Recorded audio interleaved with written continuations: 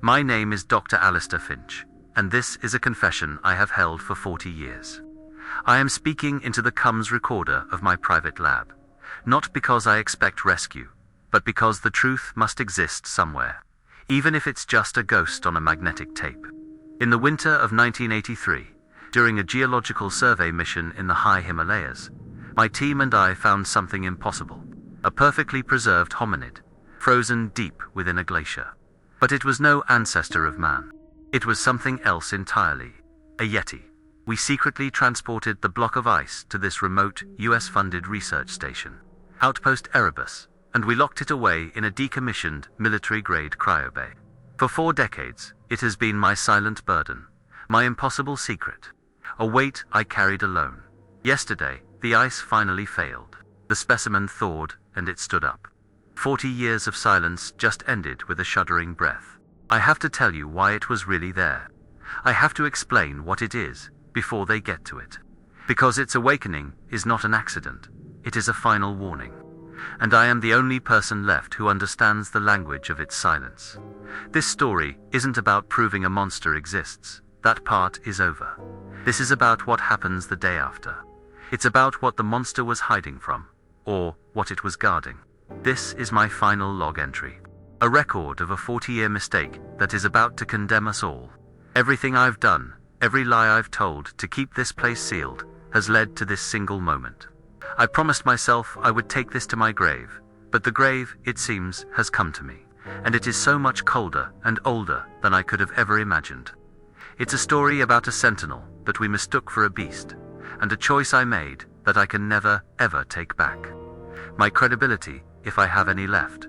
Is this place Outpost Erebus, a forgotten relic of the Cold War, perched at 18,000 feet, a geodesic dome surrounded by an eternity of white.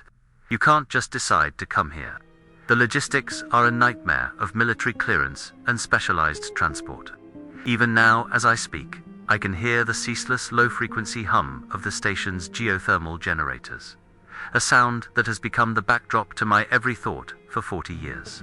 It's a sound you learn to sleep through, or you go mad. Outside, the wind makes a sharp, glassy whistle against the reinforced acrylic of the dome, a constant reminder of the pressure difference between our fragile bubble of life and the lethal vacuum of the high-altitude air. This place is real. You could find it on a declassified map if you looked hard enough, and it is the most isolated place on Earth. I am the chief glaciologist. One have been since the station was officially repurposed in the early 80s. I know the specific groan the ice shelf makes an hour before a deep fissure forms. I know the way a true, profound silence, the kind where you can hear the blood in your own ears, means the barometric pressure has dropped to a dangerously low point, and a whiteout is imminent. I can read the history of 1,000 years in a single core sample. These are the verifiable facts of my life. This is my expertise. My entire world has been the study of ice, its pressure, its memory, its inexorable, slow-motion power. The ice has a memory. That's not a poetic flourish. It's a scientific fact. It holds pollen, dust, atmospheric gases. It records the past with perfect fidelity. And deep within Cryobay 7, it held a secret that was never meant to be remembered. I stayed here for all these years, not just for the science. I stayed because of a wound that never healed. My mentor, a brilliant man named Eris Thorne, died on that expedition in '83. He fell into a crevasse, lost to the blue darkness of the ice just hours after we found the creature. And it was my fault. He was cautious. I was ambitious. I was the one who convinced him to take the risk, to push the survey just a little further, to press on through the worsening storm, because my gut told me we were close to something monumental. He trusted me, and that trust cost him his life. The weight of that decision, the echo of his final, surprised shout, it settled into my bones. My guilt froze solid that day, right alongside the specimen we dragged back to the station. Guarding it felt like a penance. 40 years of silence became my sentence. I remember the discovery like it was a photograph burned onto my eyes. The ground-penetrating radar had given us an anomaly, a shape too regular, too biological. We drilled down, melting our way through centuries of ice, and then we saw it. Through the slush and steam, a face, not ape, not human. Its white fur was matted down, its grey skin taut over immense, dormant muscles. It was in a posture of repose, almost peaceful, its massive hands resting on its chest. It was perfectly preserved. The cold had been absolute. We stood there in the screaming wind, 5 of us, our radios silent, breathing in the thin, sharp air, staring at a myth made real. The moment stretched into an eternity. We weren't scientists anymore. We were children who had stumbled into a god's tomb. And the first overwhelming feeling wasn't triumph. It was a deep, primal sense of trespass. Getting it back here was a covert nightmare. Eris was gone, and I was in charge. I made the call. I cited a unique geological sample, using coded language I knew our Department of Defense funders would understand. A C-130 was diverted under extreme secrecy. We cut a massive block from the glacier, a 10-ton cube of ancient ice encasing our discovery, and winched it onto a heavy-duty sled. The flight to Erebus was the longest 2 hours of my life. The drone of the engines, a constant prayer that the ice wouldn't crack. Here, we had the perfect hiding place. Cryo Bay 7, a relic built to store Soviet-era biological samples in the event of a full-scale exchange. It had its own power, its own fail-safes. It was a tomb within a tomb. We slid the block inside, engaged the primary cooling system, and sealed the door. Then we swore an oath. And for 40 years, that oath held, until yesterday. Yesterday, the silence was broken. It wasn't the groan of the glacier, or the whistle of the wind. It was a sound I hadn't heard since the Cold War officially ended. The shrill, piercing electronic shriek of the emergency alarm from Cryo Bay 7. A thermal integrity failure. My blood went cold. Not just cold, it turned to ice. I was in the central dome, calibrating spectrographs, and I just froze. Every other person on the station, all 6 of them, looked around in confusion, checking their own systems. But I knew. I knew what that specific alarm meant. It was the one possibility I had spent for decades planning for, and praying would never come to pass. The generators hadn't failed. This was something else. A breach. A meltdown. A thaw. My impossible secret was coming undone. I didn't say a word. I just ran. Down the grated metal corridors of Sector Gamma, my boots echoing with a frantic rhythm against the steady hum of the station. My heart was a frantic drum, a wild, panicked beat against the calm, deep thrum of the generators. I could feel the stares of the younger crew members on my back, but I didn't stop. The air grew colder and tasted metallic, thick with the sharp hiss of escaping cryogas. That sound. It was the sound of a lung exhaling its last breath, the sound of failure. Inside the small, cramped observation room for Bay 7, the red emergency lights pulsed, painting the reinforced porthole in a bloody, rhythmic glow. I stumbled to the glass, my breath fogging a small patch, and wiped it away with a trembling hand. And I saw it. The impossible was happening. Through the thick, bulletproof glass, I saw the floor of the bay. The massive ice block was gone. In its place was a shallow, steaming pool of dark meltwater and slush. The intricate network of cooling pipes and cryoconduits that had laced the ice were now just twisted, useless metal. And in the center of that pool, illuminated by the single, stark emergency bulb, a towering form of matted white fur and pale gray skin was slowly, deliberately, rising to its feet. It moved with a painful stiffness. Like a man waking from a century of sleep, its massive chest rose and fell with a deep, shuddering breath, sending ripples across the water. It was alive. After 40 years, my secret was alive, and it was looking right at me. My first thought, my training, my every instinct as station chief screamed at me to hit the station-wide alarm, to bring the full weight of whatever protocol still exists down on this place, to lock down the sector, to call in the outside world, to confess everything and let them handle the consequences.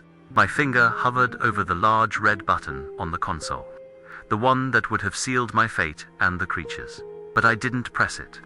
I looked into its eyes, dark, impossibly deep, and filled not with rage, but with a weary, ancient intelligence. I silenced the local alarm, plunging the observation room back into near darkness, leaving only the hum of the station and the sound of my own ragged breathing. I had to understand. I needed a moment, just one moment, to understand what I had been guarding all this time. 40 years of silence had earned me that. If you've felt that same chill, that feeling of standing on the edge of a secret you know will change everything, then please do me a small favor. Hit the like button, subscribe to the channel, and share this confession. You need to stay with me until the very end, because the truth of what happened next is far more important than the discovery of any creature. The creature was weak, disoriented by the sudden warmth and the harsh emergency light. Its massive chest rose and fell with shuddering breaths, each exhalation a cloud of vapor in the cold air. My scientific mind, the part of me that had catalogued 1,000 ice cores, screamed to classify it, to sedate it, to take samples. It was a walking, breathing, biological miracle. But the man who let Aris die, the part of me frozen by 40 years of guilt, saw something else. I saw a prisoner, ripped from its time, confused and alone. I felt a duty of care, not of science. It was the same duty I had failed all those years ago. The weight of that failure was absolute, and in that moment, it dictated my every move. I wasn't station chief anymore. I was a penitent, and this was my chance at some kind of absolution, however strange. The ice has a memory, and so do I. This was my chance to change the record. My mind raced, formulating a new, unsanctioned protocol. I couldn't just open the door. That would be suicide. Or worse, it would shatter the fragile peace of this moment. It needed warmth. It needed sustenance. I crept away from the observation room, my footsteps unnaturally loud in the sudden quiet. I went to the emergency supply locker in the Gamma corridor. The combination, a muscle memory from countless drills. The click of the tumblers sounded like a gunshot. I pulled out 2 foil-lined thermal blankets, the crinkling plastic, a deafening noise, and 3 high-calorie nutrient packs, the kind we use for extended EVAs. They were heavy, dense packets of viscous gel, tasteless but effective. I was moving on pure instinct, a thief in my own station, gathering offerings for a ghost that had just woken from a 40-year nightmare. Every sound I made felt like a betrayal of the silence I was trying to preserve. Returning to the bay door was the longest walk of my life. The creature hadn't moved. It sat on the floor now, its massive form hunched, its head turning slowly to follow the sound of my approach. Its dark, intelligent eyes tracked me. They held no malice, only a profound, bottomless weariness. I knelt at the base of the heavy steel door, my heart a frantic, muffled drum against my ribs. There was a manual release for the pressure seal, a small lever near the floor. I pulled it.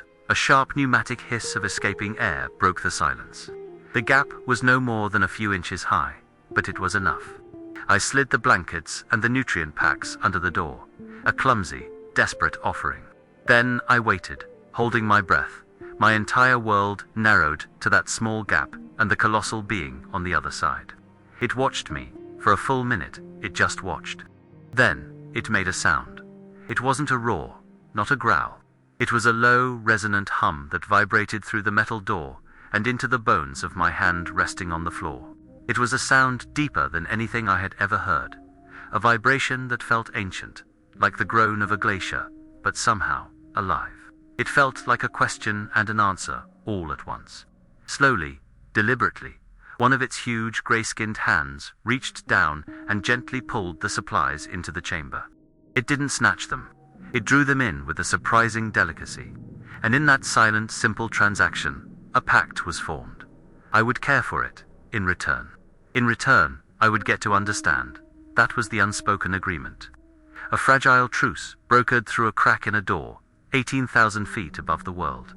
My life was instantly reordered. The station's official routine became a thin cover for my true work. Every 4 hours, like clockwork, I would make the pilgrimage to Cryo Bay 7. I'd bring it more nutrient packs, containers of purified water, anything I could smuggle from the station's stores without raising suspicion. I started faking entries in the supply logs, creating phantom experiments that required extra power and materials. I became a ghost, haunting the corridors at odd hours. my ears constantly listening for the footsteps of Davies or one of the other technicians. The rules of our pact were unspoken but absolute. I never tried to open the inner door. It in turn never tested its strength. The heavy steel door was our line of communication, the boundary between our worlds, a sacred, inviolable line.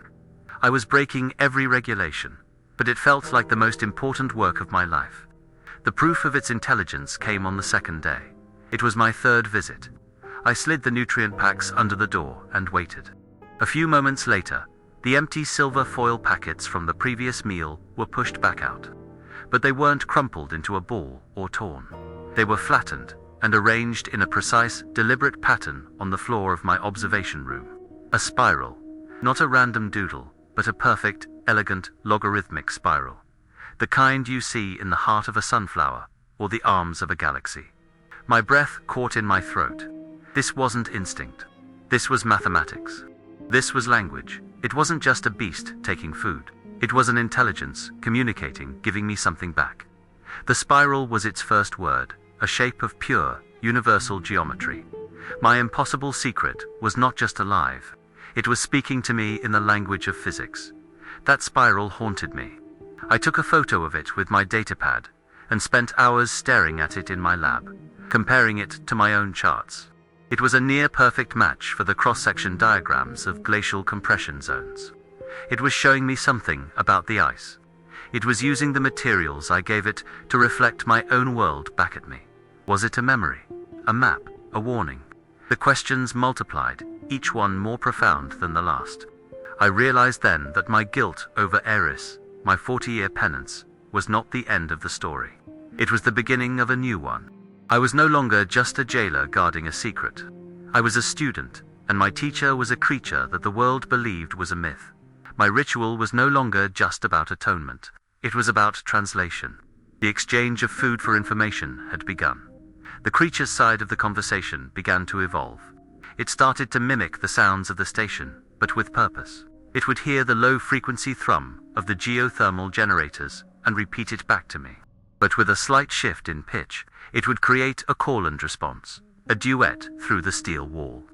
I started recording everything on a secure voice recorder, labeling the files with innocuous-sounding project names. A low, steady hum meant it was calm. A series of short, questioning rumbles often preceded a new pattern etched in the frost of its observation window, or a new arrangement of objects on the floor. I was building a dictionary for a language that had never been spoken, a language of vibration, of patterns, of shared silence. 40 years of silence had taught me to listen, and now I was finally hearing something. The past, however, was not done with me. My new routine was a delicate balance of deception, and it was exhausting. One night, while searching the lower storage levels for more medical supplies, I was worried about nutrient deficiencies. My flashlight beam fell on a stack of old, dust-covered crates in a forgotten corner. They were stenciled with the designation of our 83 expedition. My heart hammered against my ribs. These were the personal effects of the original survey team, including Aris's. They had been sealed and stored here, paperwork filed and then forgotten by everyone but me. I stood there for a long time, just looking at the stenciled name, Thawed, A. The dust was a thick blanket, a shroud of years. With a crowbar from a nearby toolkit, the screech of metal on metal echoing in the silence, I pried one open.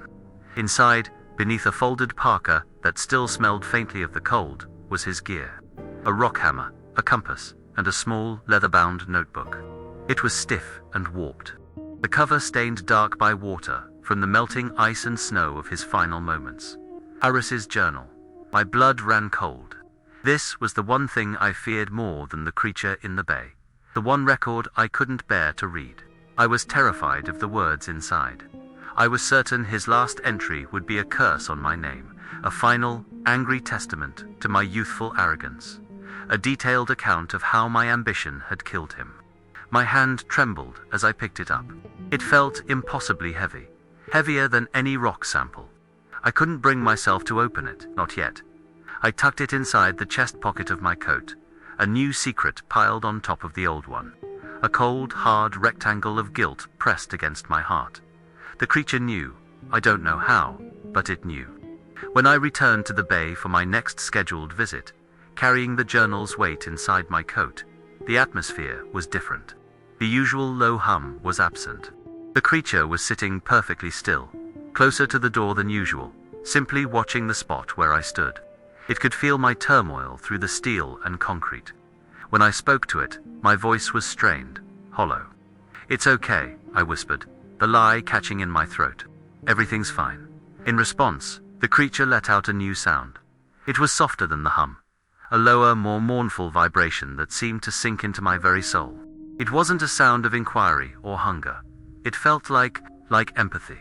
It felt as if it was sharing the weight of the grief that was suffocating me. The ice has a memory, and this creature, born of that ice, seemed to be remembering something with me.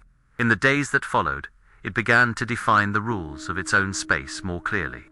There was a specific panel on the far wall of the cryo bay, a junction box that routed the wiring for the station's main communications array. I had been studying it through the observation window, wondering if its systems could be co-opted. The creature noticed my interest. Every time I moved to that side of the observation room, it would immediately retreat to the opposite corner of the bay. If I lingered, it would emit a low, guttural growl, the first sound of genuine displeasure it had ever directed at me. The message was unmistakable. A forbidden zone. A clear and unspoken rule was added to our pact. Stay away from its connection to the outside world. I didn't understand why, but I respected it. The boundary was not just the door anymore. It was more complex. Our fragile trust was tested a week later. A sudden power surge from a solar flare tripped a secondary breaker, setting off a loud, clanging diagnostic alarm in the gamma corridor. It was a common enough occurrence, a jarring but harmless annoyance. But the creature didn't know that. From inside the bay, I heard a sound that chilled me to the bone, a short, sharp, explosive roar of pure terror and aggression. It slammed its body against the inner door, and the entire frame shuddered. My first instinct was to run, but I didn't. I held my ground. I leaned close to the intercom speaker, my voice shaking. "It's okay. It's just a bell. An alarm. It means nothing. It will stop." I kept talking, my voice a low, steady drone, explaining the sound, describing the blinking light, promising it would end. And slowly, miraculously, the banging stopped. The roaring subsided, replaced by deep, shuddering breaths. The pact had held, the ritual was now our entire world. A silent, 4-hour cycle of exchange that gave my life a terrifying purpose.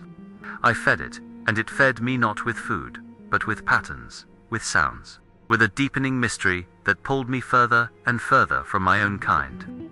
The guilt for Arise's death had not vanished, but it had transformed.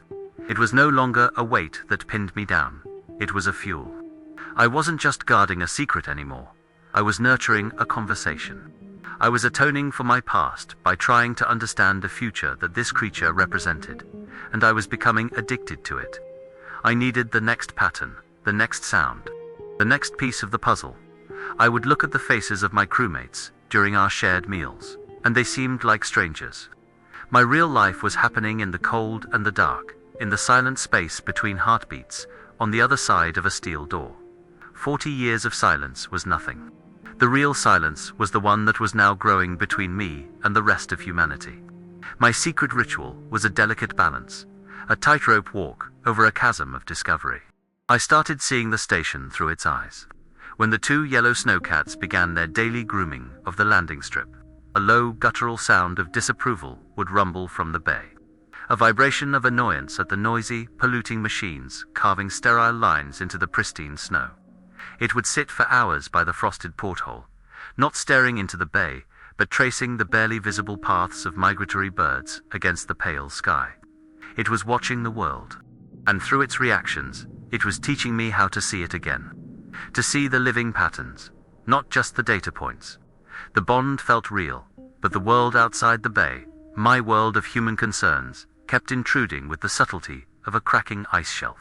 It was a peace that I knew, with a sick certainty, could not last.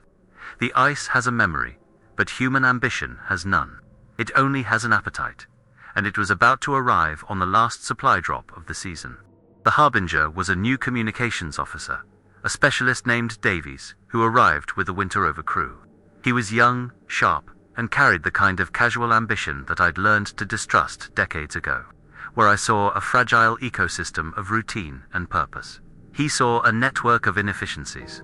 He moved through the station with a restless energy, his eyes constantly scanning server racks and power conduits, his datapad a permanent extension of his hand.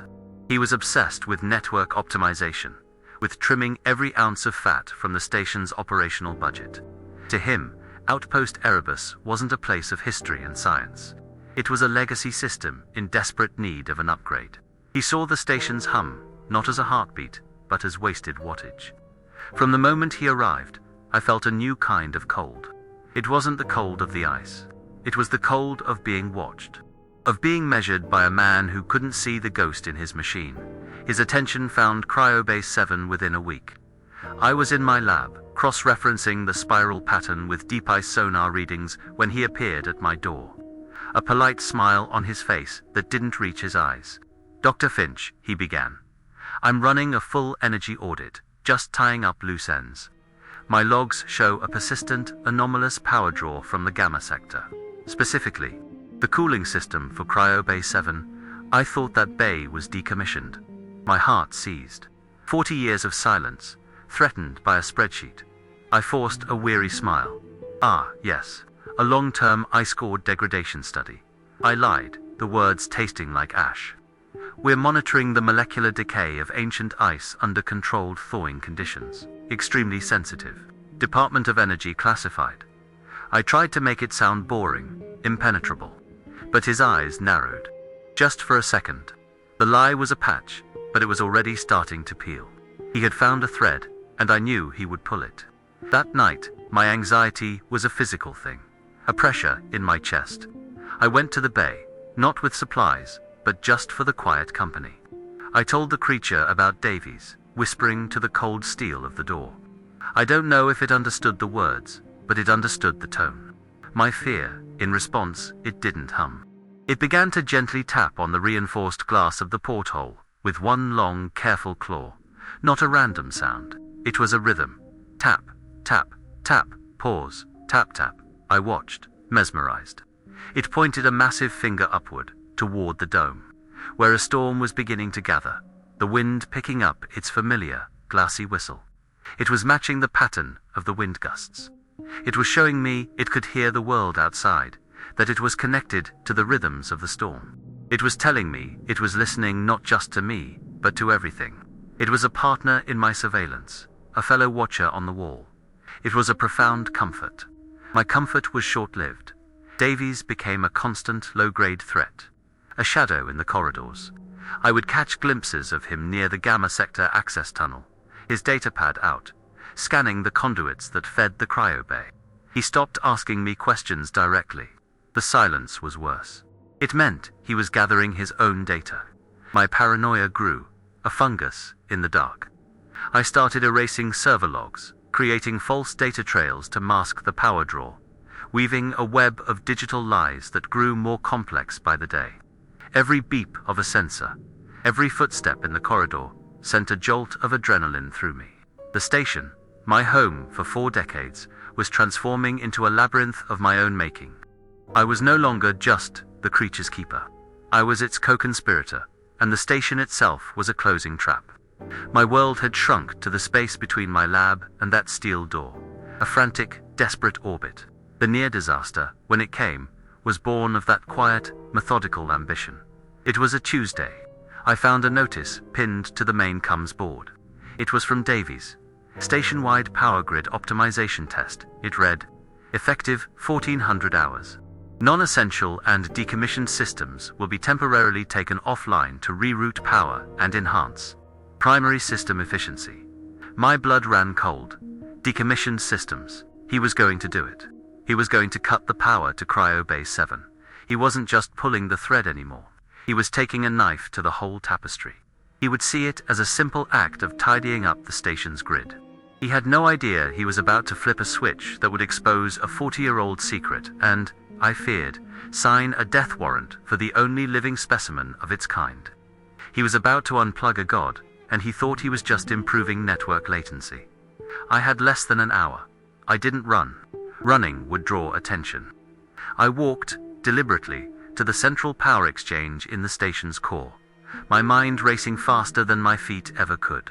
The hum of the generators was louder here, a physical presence in the air. Davies was there, standing before the main distribution console, a look of serene concentration on his face. The holographic interface shimmered in front of him, displaying the station's power grid as a beautiful, branching tree of light. And I could see Ither line, leading to Gamma Sector, to Cryobay 7, was highlighted in red, marked for termination.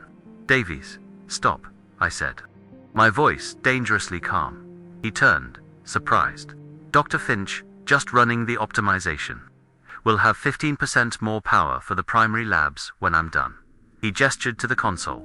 "Don't touch that," I said, stepping between him and the interface. My calm was breaking. My voice was shaking. "With all due respect, Doctor, you don't have the clearance to stop this," he said, his tone shifting from professional to annoyed. He tried to step around me. "It's a decommissioned bay. It's a ghost load on the system." He reached for the console, and I did the one thing I had never done in 40 years at this station. I abandoned reason. I abandoned protocol. I grabbed his arm. It was a clumsy, desperate act. He was younger, stronger, and he easily shook me off. "What the hell is wrong with you?" he yelled, his face a mask of shock and anger. His shout echoed in the high-ceilinged room, attracting the attention of 2 technicians working nearby. They froze, tools in hand, staring at us. At the reclusive, quiet old glaciologist, physically accosting the newcomes officer. My secret was unraveling in real time, under the harsh, fluorescent lights of the station's heart. I had one card left to play, one terrible, final lie. "That bay is not decommissioned," I shouted, my voice cracking, wild. "It contains a critical, time-sensitive experiment for the Department of Energy, a livigent biological study under deep freeze protocol. If you cut that power, you will trigger a containment breach that will lock this entire station down for the next 50 years. You will kill us all." I was raving, my face inches from his, channeling every ounce of fear and desperation into the performance. I had to look insane. I had to look like a man on the edge. A man who knew something terrible that they didn't. I saw the doubt in his eyes, warring with his professional certainty. The other technicians had backed away, their hands raised as if to ward off my madness. The lie was monstrous, but it was working. My credibility as a sane man was the price. Davies stared at me, his breath held. He looked from my wild eyes to the console, then back again. That's not in any file I have access to," he stammered, his confidence finally broken. "Of course it isn't," I snapped. "It's eyes only, above your clearance. Now step away from the console." Slowly, he took a hesitant step back, then another. The moment was broken. The immediate danger had passed, but the cost was immense. I saw it in the faces of the technicians. They weren't looking at their station chief anymore. They were looking at a crazy, possibly dangerous, old man. A man who had just threatened them with a biological apocalypse over a dead system. I had saved the secret, but I had sacrificed my place in the community I had called home for my entire adult life. I was utterly, completely alone now. I returned to the bay an hour later, my hands still trembling. The confrontation had put me under a cloud of suspicion with the entire station crew. I was ordered by the station commander to undergo a psych evaluation. My authority was gone. I was an outcast. As I knelt by the door, emotionally and physically spent, I didn't even have the energy to slide the usual supplies underneath. I just rested my forehead against the cold steel. "I almost lost you," I whispered to the door. "I'm sorry." The silence on the other side stretched on for a long time. Then, I heard a soft scratching sound. I looked at the observation porthole. The creature was there, its massive form filling the glass. It wasn't tapping or growling.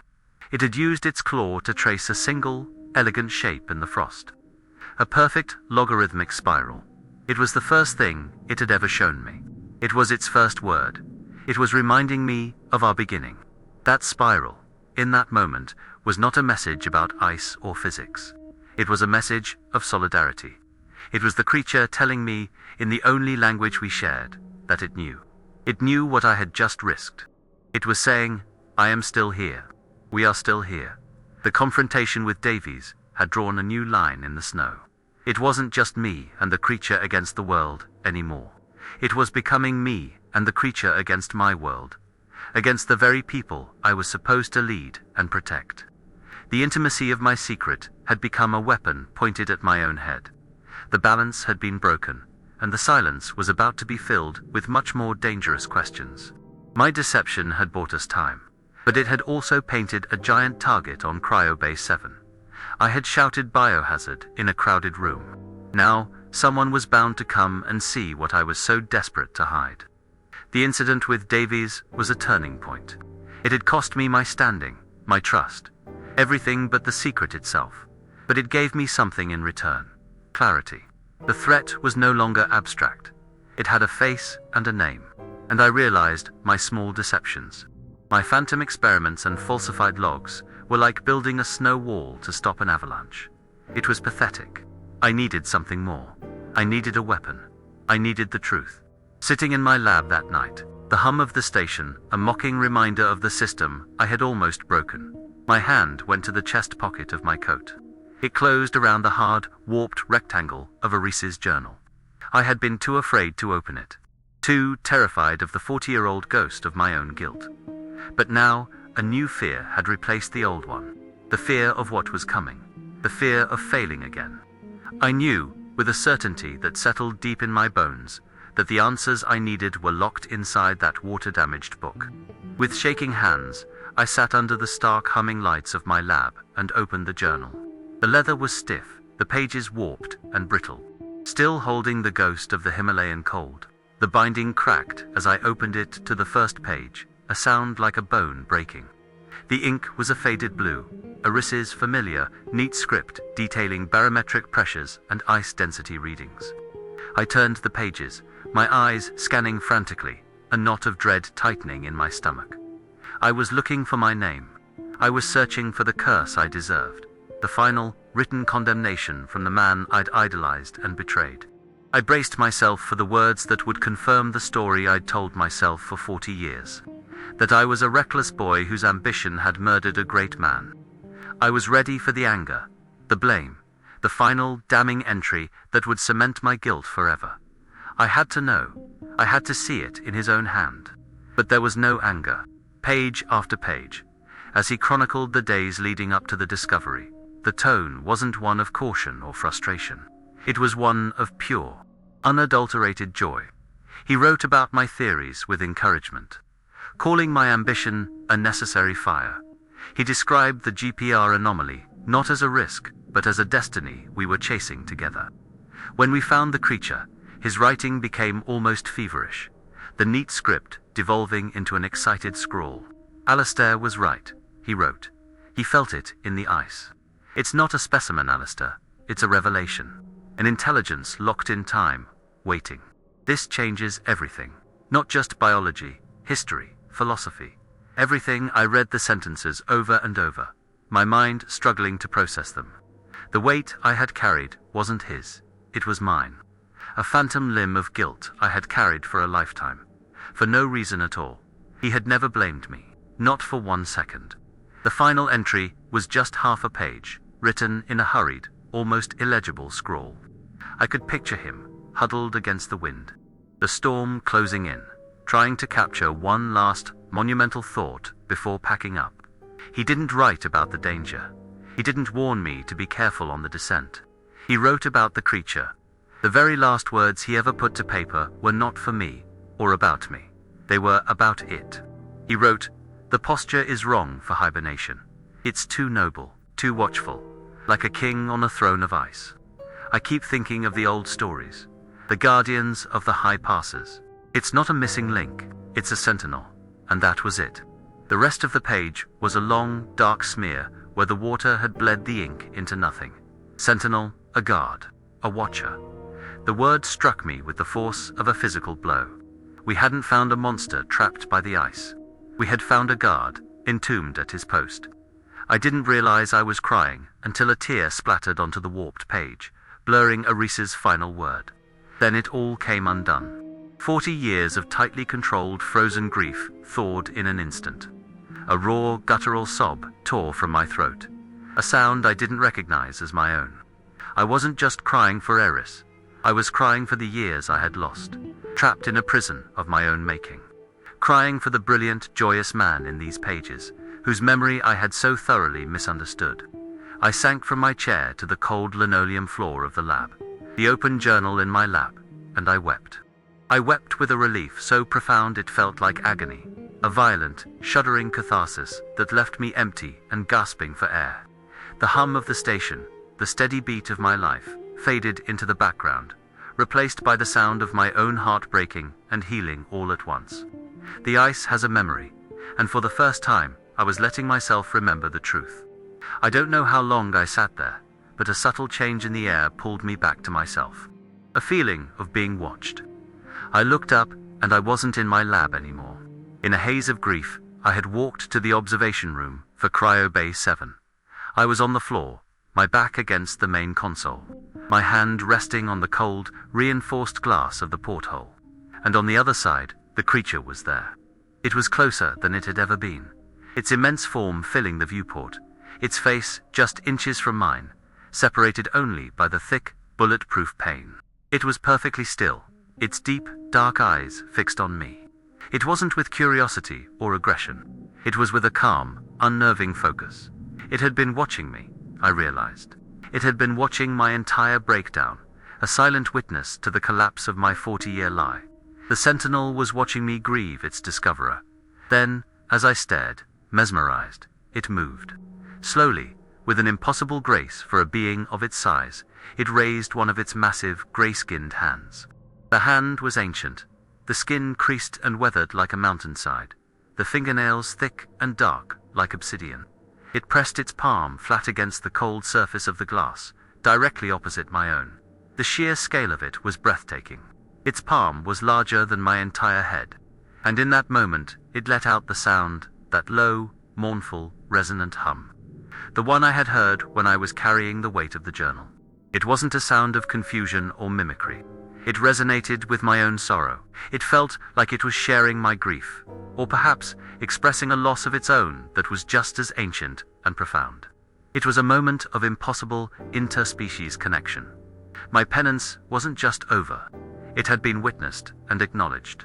In that instant, with its hand pressed against the glass opposite mine, the last of the ice around my heart melted away. The guilt was gone, not forgotten, but absolved. I felt forgiven. Not by the ghost of Aris in the pages of a book, but by the very being that stood at the center of that 40-year-old tragedy. It knew, in some way I would never understand. It knew everything. The weight of its palm against the glass was the weight of understanding. My silent burden was no longer silent, and it was no longer mine alone. The sentinel had shared it. I finally understood the truth of my own words. The ice has a memory, and this creature, born of that ice, was its living library. My quest for scientific understanding had been a distraction. The real purpose of my vigil, I now saw, was this single moment of communion. This was what Aris had seen. This was the true discovery. The moment passed. The creature withdrew its hand, and the mournful hum subsided. The atmosphere in the bay shifted instantly, the shared grief replaced by a sudden, palpable urgency. It turned from me to the frosted interior surface of the porthole. With one long, dark claw, it began to etch patterns into the thin layer of condensation. But these weren't the simple spirals or rhythmic taps from before.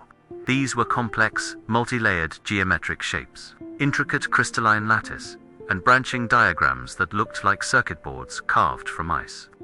My heart, which had just begun to slow, started hammering against my ribs again. But this time with a dawning sense of awe and terror. I recognized them. My blood ran cold. They were identical to the cryptic sketches in the final, frantic pages of Aris's journal. The sketches he had labeled with a single, shaky annotation.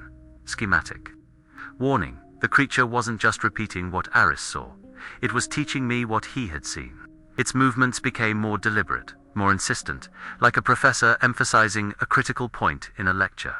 It repeatedly etched one specific symbol, A perfect circle surrounded by a series of 5 precise concentric rings. It was a diagram Eris had drawn twice, with question marks beside it. After carving the symbol for the 3rd time, the creature stopped. It looked directly at me, its eyes boring into mine, and then it lifted its massive head. It pointed a long, grey finger upward, not just at the geodesic dome, but through it, toward the dark, star-dusted blanket of the Himalayan night sky. It was pointing at something specific. I scrambled to my feet and pressed my face to the upper portion of the viewport, following its gesture, my breath fogging the glass. My eyes scanned the familiar constellations, the cold, distant stars I had known my whole life. And then I saw it, a new star, a tiny, faint point of light, moving with a steady, unnatural purpose. It was tracing a perfect, predictable orbital path across the sky. It wasn't a commercial satellite or a weather balloon. I knew all their trajectories by heart. This was something else, something new, something that wasn't on any public registry or station manifest. As I stared, a chilling realization began to dawn. The patterns in the journal, the creature's frantic etchings, this unregistered satellite, they weren't separate pieces of a puzzle. They were all one message. The Sentinel wasn't just showing me a memory from the ice. It was showing me a live, active threat in the sky, right now. The hair on my arm stood up, and a cold deeper than any glacier settled in my bones. My 40-year vigil wasn't the end of a story. It was just the prelude. The real danger wasn't what I had locked in. It was what the Sentinel had woken up to keep out. My entire world has just been turned upside down. And the creature I thought was a prisoner might be our only defense.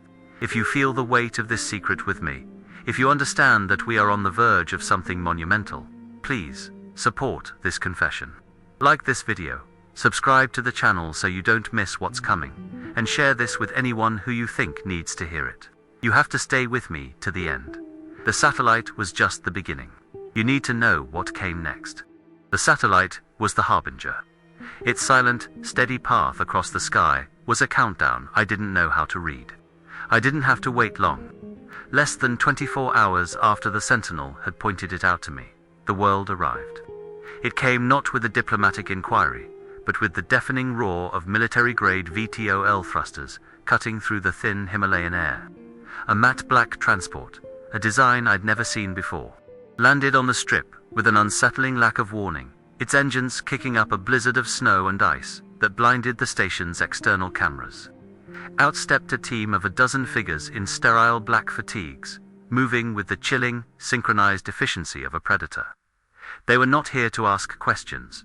They were here to take possession. Their leader was a woman in her late 40s, with cold, pragmatic eyes and a face that seemed carved from the same ice as the glacier around us. She met me in the main dome, her presence silencing the entire room. She didn't offer a hand. She simply said, "Dr. Finch, I'm Director Thawed." My blood didn't just run cold. It stopped. Thawed, Eris's daughter. She saw the flicker of recognition in my eyes and gave a thin, merciless smile. "I see you remember my father," she said, her voice a blade of polished steel. She explained the situation with a brutal, bureaucratic clarity that left no room for argument. Outpost Erebus, she informed me, and my stunned crew, was never just a glaciology station. That was its public-facing cover. Its true, classified purpose since its inception was to act as the monitoring hub for something called Project Ice Shepherd, a deep-past containment program managed by a clandestine branch of the Department of Defense.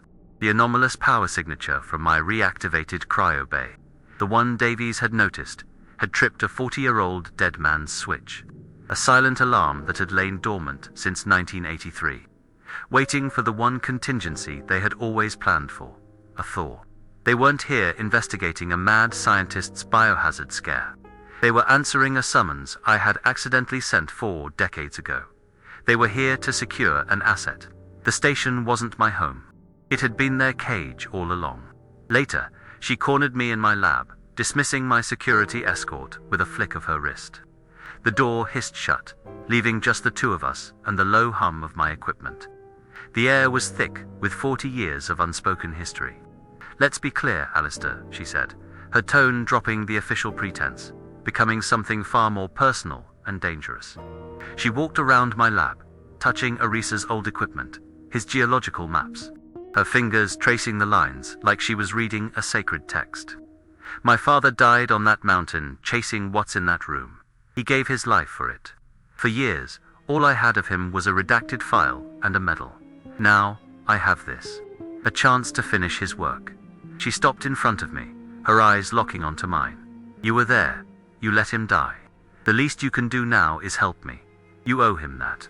You owe *me, *that. The guilt I had just shed. She picked it up and tried to hand it back to me, newly sharpened. It was a masterful, cruel move.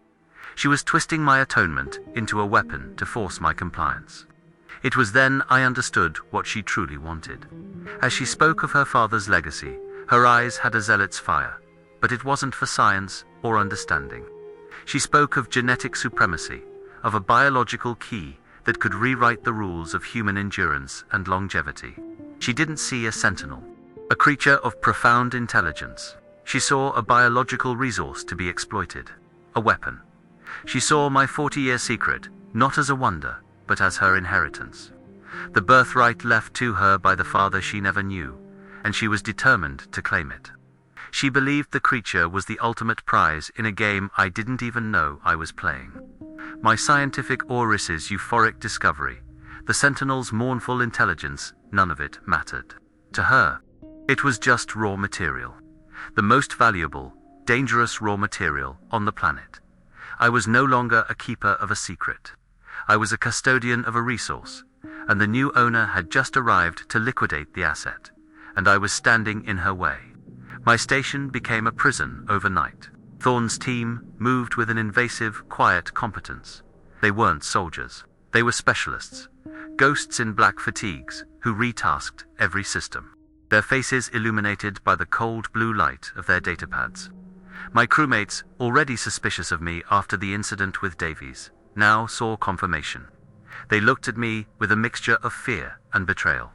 I was the old man who had lied to them, who had hidden a monster under their feet for decades. My authority was gone. I was confined to my lab and quarters, a consultant under guard. They placed motion sensors in the corridors, rerouted camera feeds to a new tactical command center they'd set up in the main dome. My every move was watched. My access to the station's network was cut. The paranoia was no longer a feeling. It was a physical weight, a constant pressure in my chest. The hum of the station that had been my lifelong companion now sounded like the engine of my own tomb. The pact was broken. My 4-hour ritual, the single organizing principle of my life, was shattered. I couldn't get to Cryobase 7. I couldn't deliver the nutrient packs or the water. I couldn't whisper reassurances through the steel door.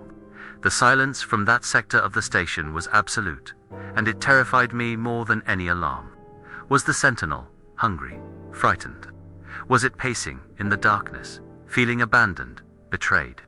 The lines of our communication had been severed by an outside force, and the thought of its confusion and distress was a constant, sharp agony. I had made a promise in that dark corridor, a promise of care, and now I was breaking it. Each passing hour felt like a personal failure, a new layer of guilt pressing down on me. I was trapped, watching the clock, imagining the Sentinel alone in the dark, waiting for a keeper who would never arrive. Every missed visit felt like a nail being hammered into its coffin, and mine. Thorne's team began their own invasive ritual. They swarmed the observation room of Bay 7, setting up a perimeter of sterile, black equipment. I watched on a low-resolution security feed they had carelessly left accessible on a secondary network.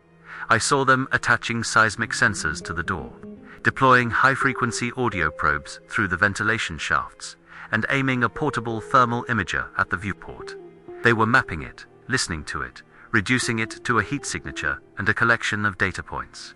They spoke in clipped, dehumanizing jargon over their encrypted comms. The asset is stationary. Thermal output is stable. We are detecting low-frequency vocalizations. They were analyzing its hum, the very sound that had brokered our fragile peace, and classifying it as a threat indicator. I was forced to watch, a helpless voyeur, as they methodically stripped away every layer of the mystery and dignity I had tried so hard to preserve. I became a ghost in my own right, searching for a way, any way, to warn it.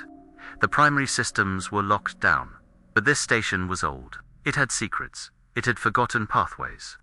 I spent my nights poring over archaic schematics from the original construction in the 70s, looking for a forgotten service duct, a shared plumbing line, anything that connected my part of the station to its prison.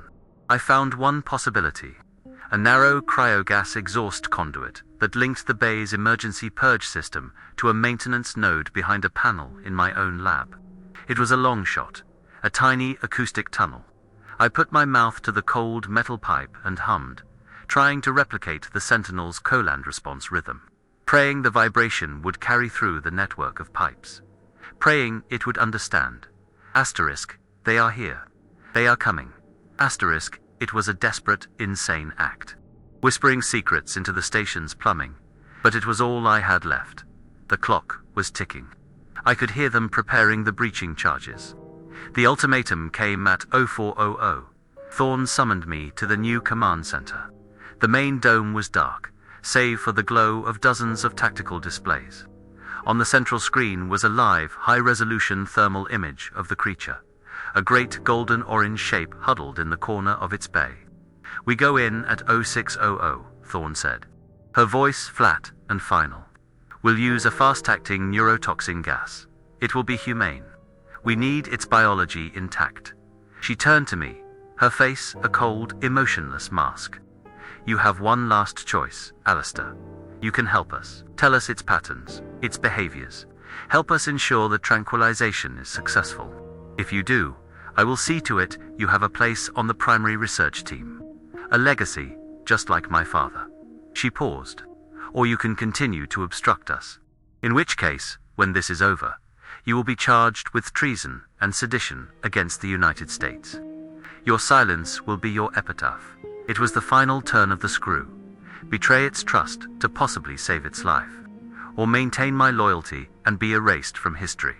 As she spoke, a new alert flashed on one of the secondary monitors. An audio technician took off his headset, his eyes wide. "Director, you need to hear this." He patched the sound through to the main speakers. A new sound filled the dome, coming from deep within the cryobay. It wasn't a roar or a hum.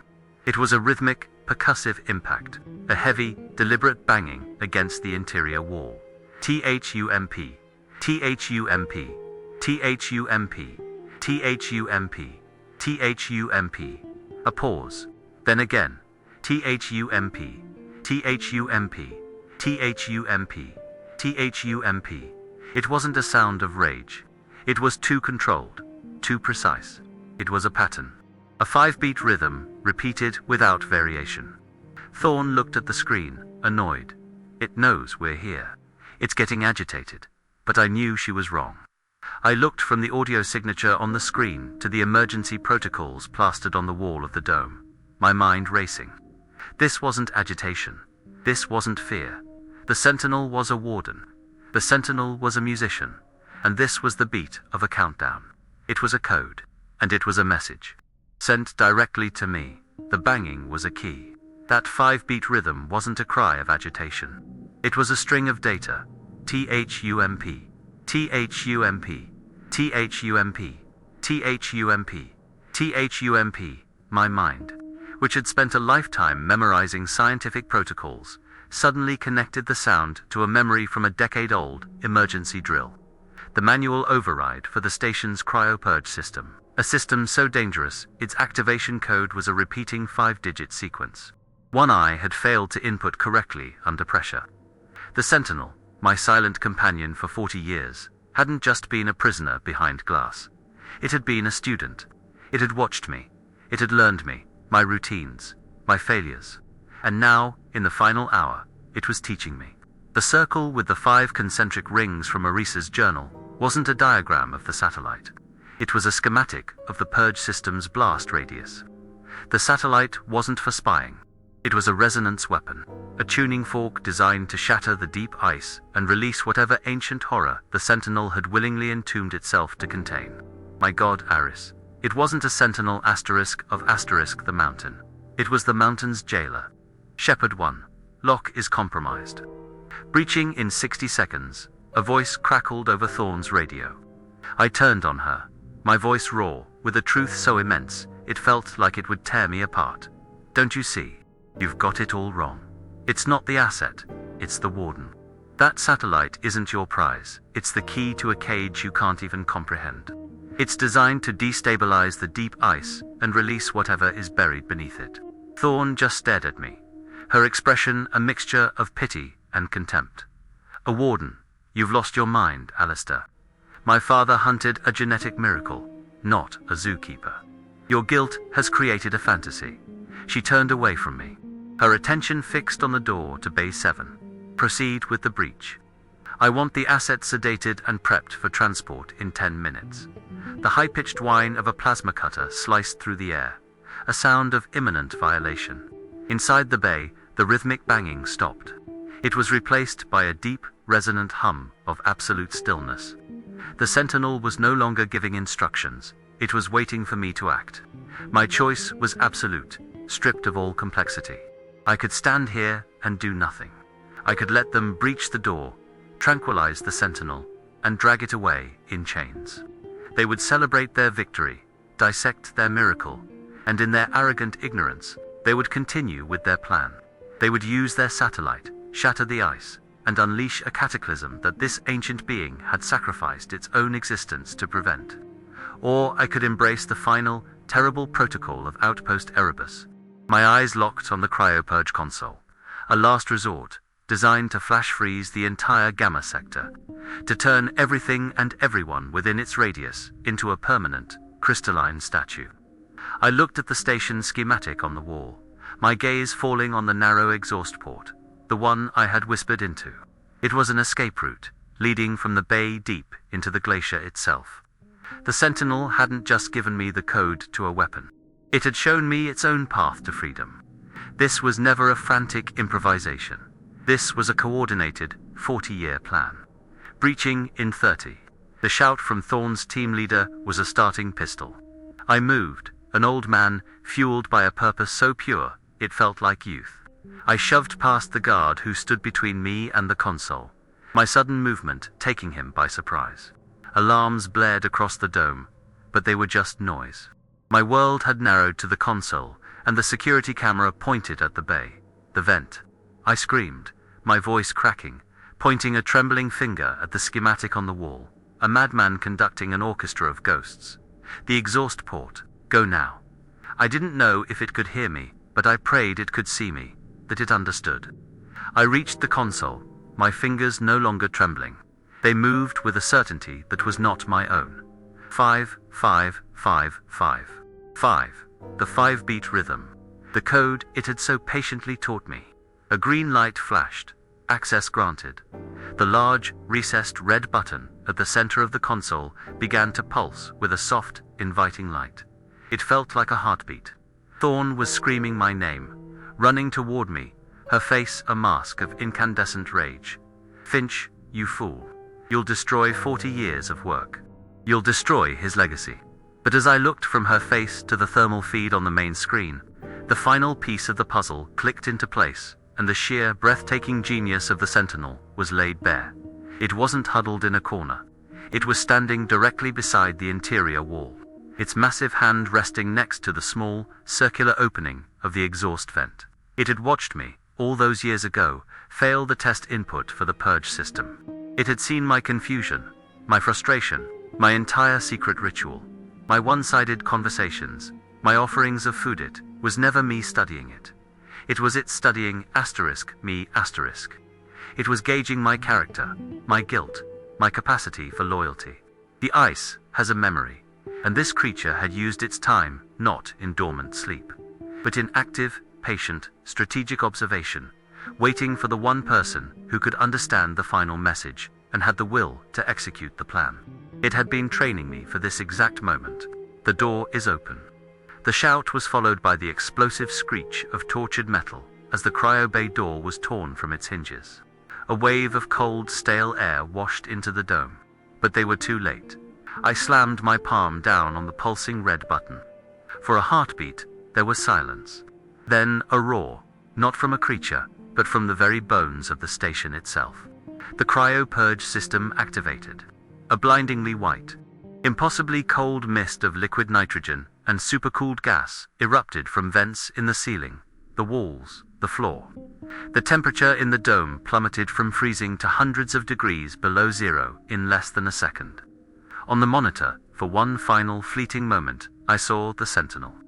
It turned its head, and through the thermal haze, I felt its gaze on me. It let out one last, resonant hum, not a sound of mourning or fear, but of acknowledgement, of a mission accomplished. Then it turned and disappeared into the black, circular maw of the exhaust vent, a ghost returning to the heart of the ice. The cold was a physical blow, a sensation so absolute it was beyond pain.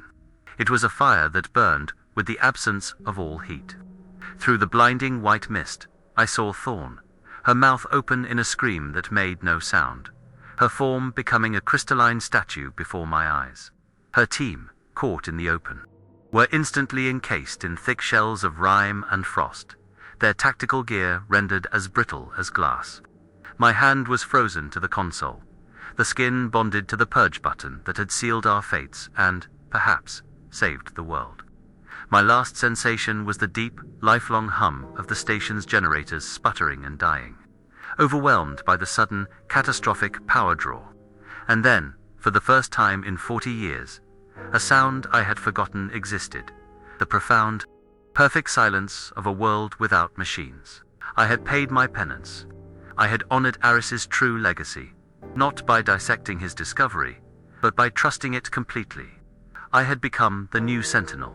My name is Dr. Alistair Finch. This log is my confession and my legacy. The official report, if it's ever recovered from this frozen tomb, will call it an accident. A catastrophic failure of a forgotten cryosystem, triggered by the station's unstable, delusional. An aging chief glaciologist. A tragic incident. Dr. Finch dead from his own folly. Director Thawed and her distinguished team, unfortunate casualties. The anomaly in Bay 7, the reason for their visit, now buried irretrievably under tons of newly solidified nitrogen and ice. A perfect cover-up, written by my own hand. My frozen form, the final, silent signature. The truth of Project Ice Shepherd, the satellite, and the horror it was meant to unleash. Dies here, with me, buried, as it should be. Let the official record show that I was a madman. It's a small price to pay for the continued silence of the deep ice. Let my name be a curse, as long as the world is safe from what lies beneath. We search for monsters in the high, lonely places of the world, convinced they are a threat to us. But we never seem to understand that we are the ones who bring the darkness with us. We are the ones who dig, who drill, who are never satisfied with the quiet of the unknown. We are the true anomaly. The Sentinel was not a beast. It was a choice. A being of immense intelligence and antiquity, that chose an eternity of cold silence to protect a world that would have hunted it, dissected it, and celebrated its destruction. A sacrifice far greater and far older than my own. My 40 years of guilt were just a heartbeat compared to its millennia of lonely vigil. Now, the station is truly silent. The hum is gone. But sometimes when the wind dies down just right and the barometric pressure drops, I swear you can still hear it. A low, resonant hum, echoing from deep within the heart of the glacier. A ghost on the wind. A reminder that the warden is still at its post, still watching, still waiting. You've stayed with me to the end, and for that, I thank you. My story is over, but the echoes remain. If this confession has meant something, if you felt the cold and understood the warning, then please, do the last thing I ask. Like this recording, subscribe to this channel to keep these stories alive, and share it. Let my legacy be a warning that is heard. There is another story you need to hear next. It will appear on your screen now. Listen closely. The world is full of sentinels, if you only know how to listen.